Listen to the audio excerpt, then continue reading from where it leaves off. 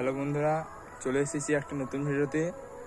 আজকে একটি সারাবো Bluetooth earphone repair. একজন সাবস্ক্রাইবার ভাই আমাকে দিয়েছিল, বলছিল দাদা আমাকে এটা রিপেয়ার করে দিতে হবে, আমার একটা স্পিকার চলছে এবং একটা চলছে না। আমি বলছি আমার কাছে তো তেমন শোল্ডার নেই, আয়রন আছে কিন্তু সেইগুলোতে আর রিপেয়ার করা যাবে না, চলো দেখা যাক।